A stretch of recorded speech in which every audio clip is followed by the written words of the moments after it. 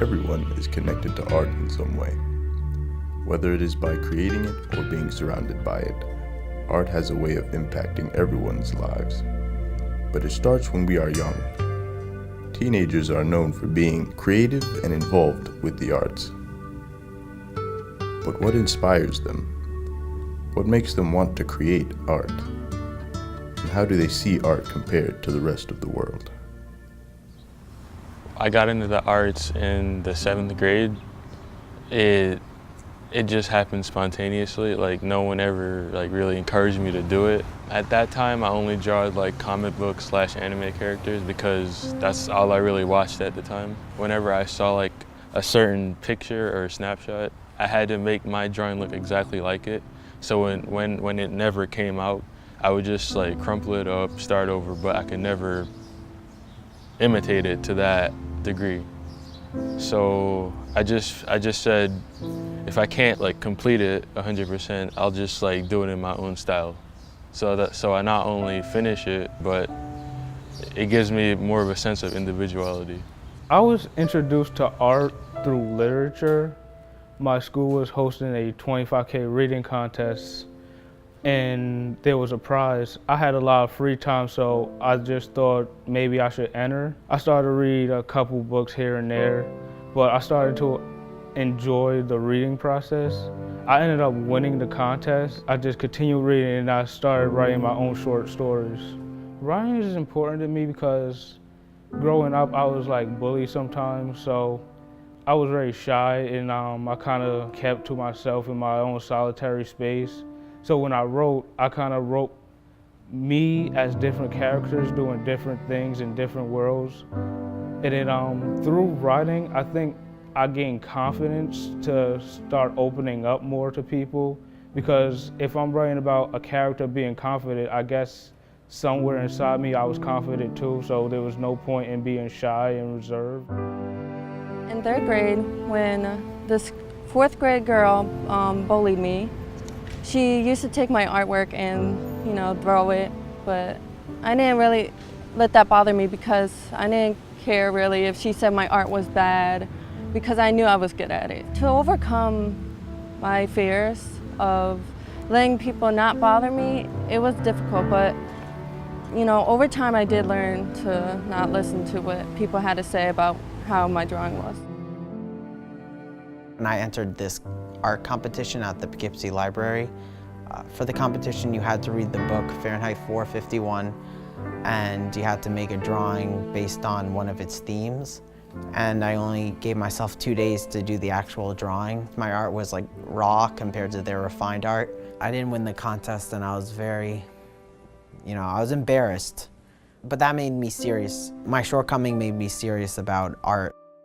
I live in a house surrounded by either artists or people who enjoy art. My mom and sister are both writers, and they've both really been very supportive of me. My late father, he died in '99 of Hodgkin's disease, but he was an artist, and his art is hanging around our house just everywhere. As a kid, I would see that growing up and be like, oh wow, that's something that's in our house that's part of our family. I want to do things like that. I want to be an artist when I grow up. I want to do those kinds of things. I like to try to kind of delve into everything if I can, but mainly I think my focus is on photography. That's my main passion. When I was little, I was picked on a little bit in preschool and kindergarten, and I was very sad when I came home. So my dad would go in the living room with me, and we would watch cartoons or movies, and I would be very happy. And when I was watching those movies, I was looking at them what the actors did and the different shots that they did. And after I watched that, I went up to my room. I got my old camera that I had. So I would put the people that I saw on TV and get them their action figure form. And that made me feel better and realize that I want to be a filmmaker.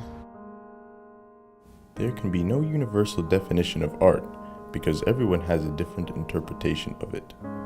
So how do young artists define art? I believe what makes me or anyone else an artist is the ability to tell stories, and I drew my inspiration to become an actor from the film The Count of Monte Cristo.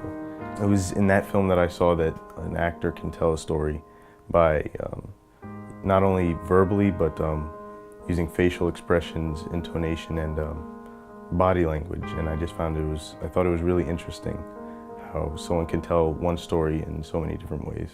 I think it's really important to show how a character is feeling. If you just use verbal cues, then it just doesn't seem authentic, and you need to show how you're feeling from inside by using body language and facial expressions. I really was fortunate because I grew up in a house where I was exposed to a lot of non-traditional forms of art. So like wrestling, we're a big wrestling house. That's in a strange way a kind of art because there's, in-ring performances with the moves, choreography. There's scripts, lines, stories to tell, characters to develop. Things like video games, I'm a big video game fan. Those are like interactive art, people will make character designs for them, they'll write the scores, they gotta make the story. So that's a kind of art in its own, but a lot of people, don't see video games as art, they just see them as a hobby. I think anything can really be art, honestly. It's all about your own interpretation of it, and there really is no universal definition for it because I don't think there is a definition for it.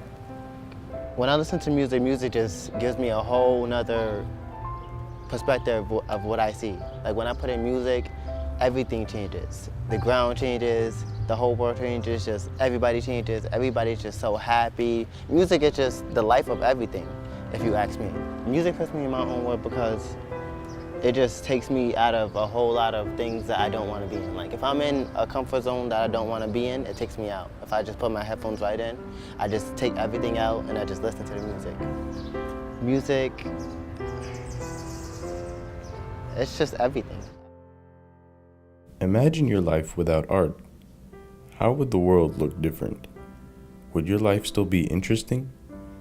How would you change as a person? My life would probably be the same as the shy little kid who didn't want to talk to no one. I was probably just stay in the house all day, but now that I know that art is in my life, I now could get out there and go around people more and further my career and things.